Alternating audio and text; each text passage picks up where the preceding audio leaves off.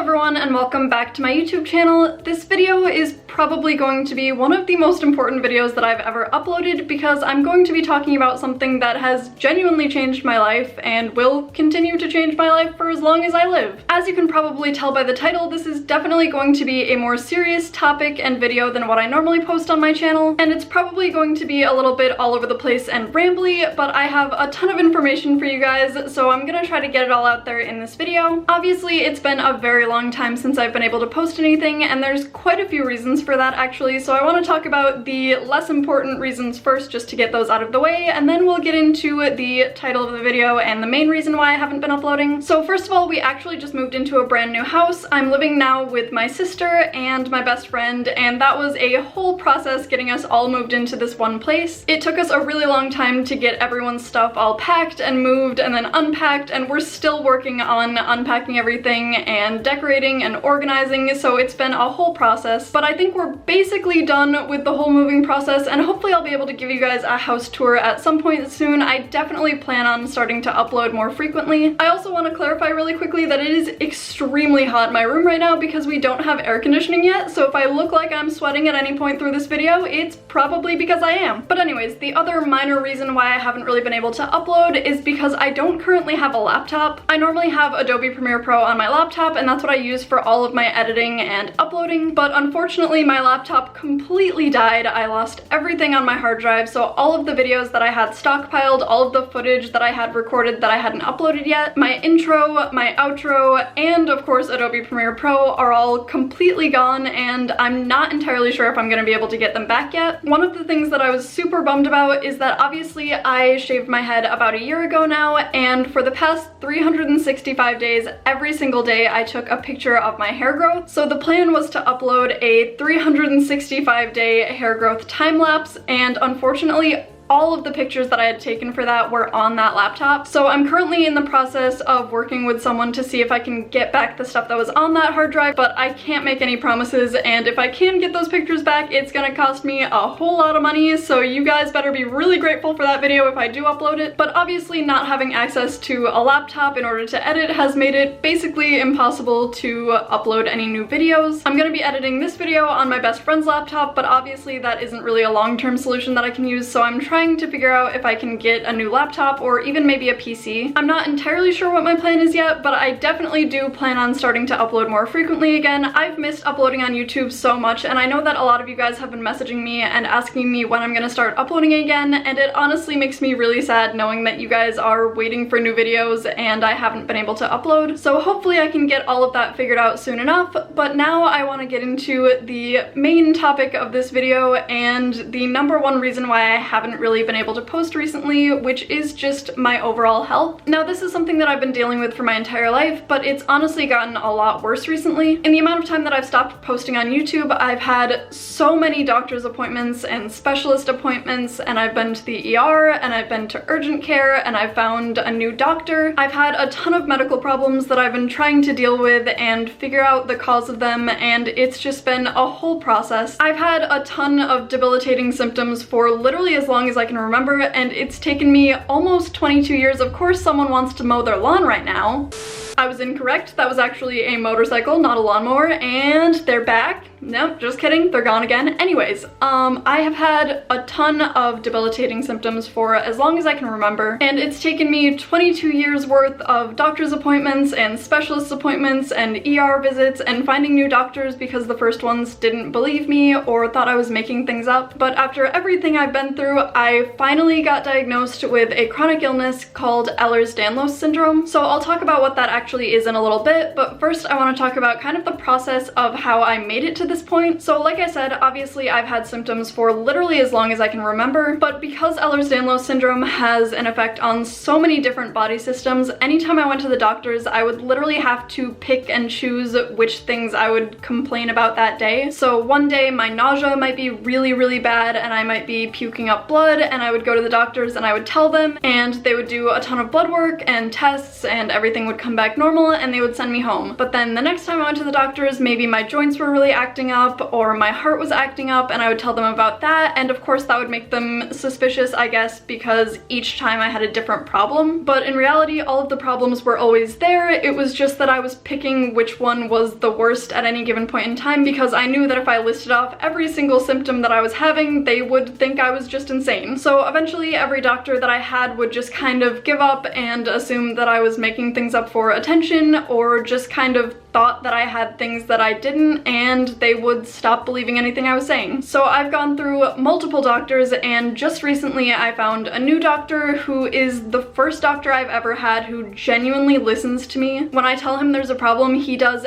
anything he can to figure out what's causing that problem, and he will do anything he can to fix it. Okay, I forgot to mention this when I was filming earlier, but I want to add this in just because I think it's really important to know. So I know I talked a little bit about how a lot of my doctors in the past haven't really believed me when I talked about my symptoms and kind of doubted me when I told them what I was going through, but I want to give you guys a little bit of information as to why that is and why it kind of makes sense in a way. Obviously, this doesn't excuse my doctors for not believing me, because I think that doctors should always believe their patients, especially if they're advocating for themselves and telling you that something is clearly wrong, but it does make me understand their situation a little bit better, and I think explaining this will do the same for you guys. So patients who have Ehlers Danlos syndrome are actually referred to as medical zebras, and the reason for that is because when you start medical school, one of the first things you're taught is if you hear hoofbeats behind you, think horses, not zebras. Essentially what that means is when you're trying to diagnose something, you should always jump to the most common solution, even if there are other things it could be. So obviously if someone comes into the doctor's office complaining of a headache, you're gonna look at them and tell them that they probably are dehydrated, or maybe they have a cold, and there are plenty of solutions for that. All of the things you could potentially diagnose them with are extremely common, and most of them can be fixed with just a Tylenol or an aspirin, so there's really no need to check for things like brain cancer or an aneurysm or something else that could cause a headache, because it's very unlikely that that's the actual cause, and you're kind of just wasting time and resources at that point. So going into one of their patients' appointments on any given day, that's kind of the mindset that a doctor always has to have, is that they should always jump to the conclusion that is the most likely to be accurate, even if there are other possible conclusions. So patients with EDS are referred to as medical zebras because we are that uncommon solution that doctors never expect to see. A lot of doctors don't even know what Ehlers-Danlos syndrome is because it's so rare that it's not really taught about in medical school. So especially since it has so many different symptoms that seem to be completely unrelated, it's extremely common for people with EDS to be diagnosed as a hypochondriac because people think they're just faking their symptoms for attention. And a lot of times, unfortunately, people with EDS don't get an actual diagnosis until after they've died of complications. So like I said, EDS is known for being extremely rare and difficult to diagnose. So if I hadn't continued to advocate for myself and find new doctors when I needed them, I probably would never have a diagnosis, and nobody would have known that I had Ehlers-Danlos syndrome until after it killed me. So my main point in all of this is that you always need to make sure that you're advocating for yourself, and if your doctors don't believe you, then find new doctors, because you know when there's something wrong with you, and if nobody's gonna help you, then you need to help yourself. So I think that's all I wanted to say in this little side note here, and now I'll let you guys get back to the video. So before I keep going, I actually want to talk a little bit about what Ehlers-Danlos syndrome, or EDS, actually is, and how I kind of came to the conclusion that this was probably what I had, and how I brought it up with my doctor and ended up getting my diagnosis. So EDS is a type of connective tissue disorder that essentially makes your body either not create enough or create faulty collagen. And in the simplest terms that I can possibly describe it, collagen is literally just what holds your body together. It holds all of your joints together, it holds all of your organs in place. It's what your eyes are almost entirely made out of, so if your collagen isn't working properly, then your eyes aren't gonna work properly. Your lungs and your heart and your digestive system are all very reliant on collagen. So long story short, if you have any kind of faulty collagen, or if your body doesn't produce enough collagen, then everything in your body is going to not be able to work properly. So for me specifically, some of the most common problems that I have are chronic nausea, chronic joint pain, heart palpitations, and just problems with my heart in general. Difficulty breathing, which is why I have an inhaler even though I don't have a technical diagnosis of asthma. And then one of the most noticeable symptoms for me is that my skin and my joints are extremely flexible and stretchy. For example, my skin can be pulled way farther out than most people people can. It also makes your joints and your skin extremely fragile, so I get bruises really easily, I get cuts really easily, my bones and my joints all break and dislocate more easily than normal people's. I also get concussions more easily since the blood vessels in my brain are extremely thin and fragile. But honestly, it can also be kind of fun sometimes because I can do some really cool like party tricks, like I can bend my thumb completely flat over to my arm, and honestly I might do an entire video just showing you guys all the fun things that I can do with my body because of EDS. But obviously the fun things are few and far between, and most of the symptoms that I have are extremely painful and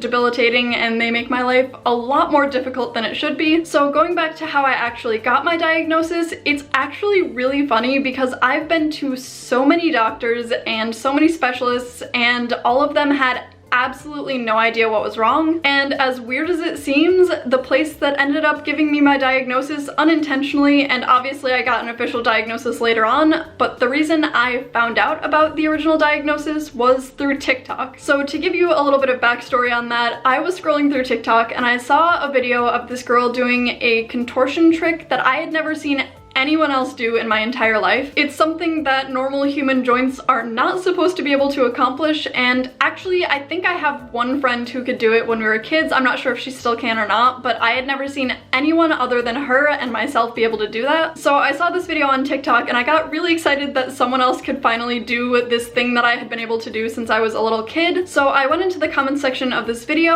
and the entire comment section was literally just filled with people asking her if she had Ehlers Danlos syndrome. Now obviously I was confused because I had never heard of Ehlers Danlos syndrome before and I had absolutely no clue what it was, so I started talking to some people in that comment section, and they basically said that if you can do contortion tricks like that and bend your joints in ways that other people aren't supposed to be able to, a lot of times that is a very big indicator for EDS. Obviously there are some little tricks and body contortion things like that that some people can just do for literally no reason, but there are specific things that only people with EDS can normally do, and apparently that's one of them. So I started looking into EDS and I did some research, and honestly it explained everything that I've ever experienced in my entire life, and that was such a crazy moment for me because I've always had all of these symptoms that seemed to be completely unrelated, because some of them related to my heart and some of them related to my spine and some of them related to my other joints or other organs or organ systems. So obviously it kind of seemed like they were all completely unrelated, but when I started reading about EDS, it all kind of came together and connected, and everything finally made sense. For example, in school I always used to get made fun of for my posture and the way that I sat whenever we sat like in a circle on the floor or anything like that. Everyone just thought it was really weird because my spine curves forward at the top and curves inward kind of towards the bottom of my back, and then when I sat on the floor I always sat in kind of a W position, which is hard to explain, but maybe I'll insert a picture. And like I said, I do plan on doing a video a little bit later on of all of the weird things that I can do with my body because of EDS, but those are just some random things that I always thought were completely unrelated to all of the other health problems that I had. I thought I was just a little bit weird and different from everyone else, which is true, but apparently it's also connected to every other problem that I've ever had, and it all comes back to EDS. So obviously after I did some research and everything that I saw seemed to relate to my symptoms and everything that I've been through in my entire life, I went to my doctor, which is the same doctor I talked about earlier, who always listens to me, always takes everything that I say seriously, and I asked him how much he knows about Ehlers Danlos syndrome. So he kind of explained what he knew, and I showed him everything that I could do with my body that kind of related to EDS, and I told him all of the symptoms that I've had that seemed to relate to EDS, and he honestly said that it would make perfect sense that that's what I have, and he wanted to get me into a geneticist as soon as possible because EDS can cause a lot of really bad complications, and obviously you want to get it diagnosed as soon as possible so that they can treat it as well as possible. Unfortunately, there isn't a cure for EDS, and there isn't really a whole lot of treatment, but it's all just kind of symptom management and trying to work with clearing any symptoms that you possibly can to try to make it as livable as possible. So my doctor doctor referred me to a genetic counselor, and I had 2 separate meetings, I believe, with her, and we talked about EDS, and we talked about my symptoms and my health history and everything that I've been through. And she actually gave me what's called a Brighton Test, and it's basically just a list of criteria that if you meet all of that criteria, it means that you have either hypermobile EDS or something else related, like a connective tissue disorder of some kind. And she basically said that she was almost positive that I had hypermobile EDS,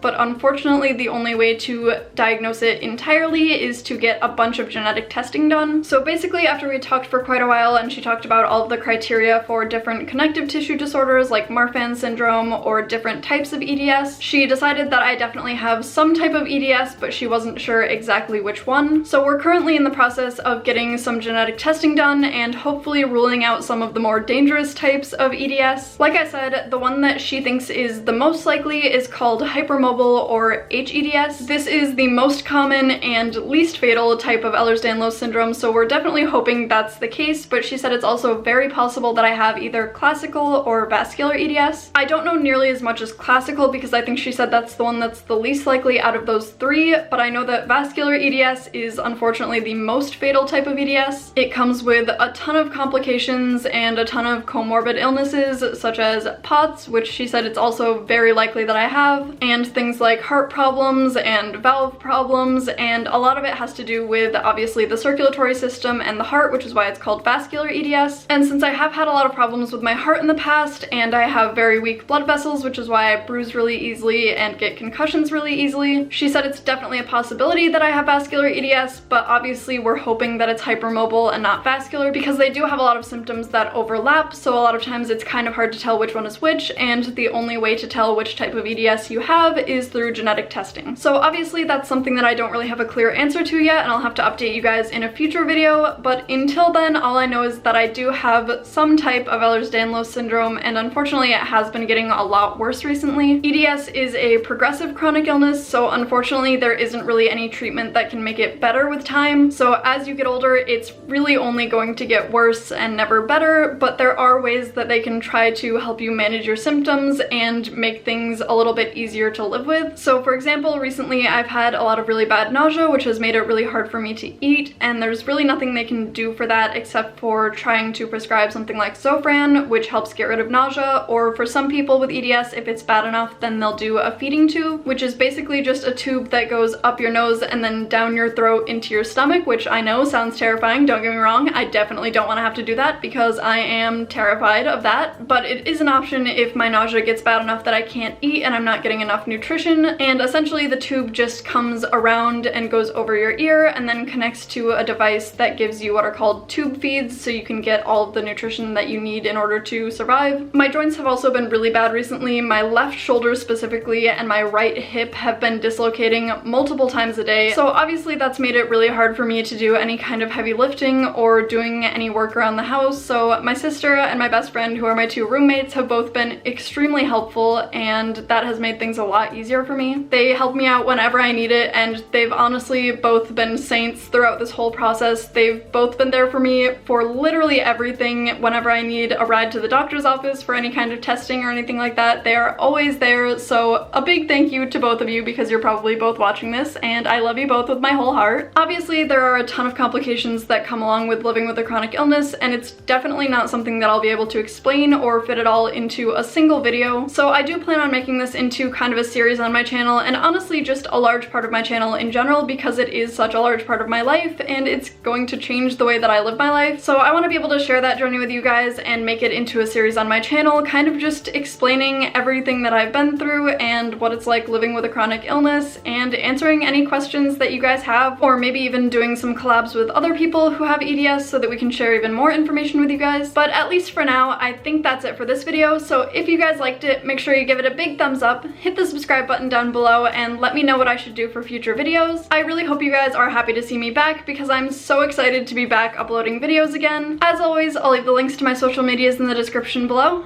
and I'll see you guys next time. Bye!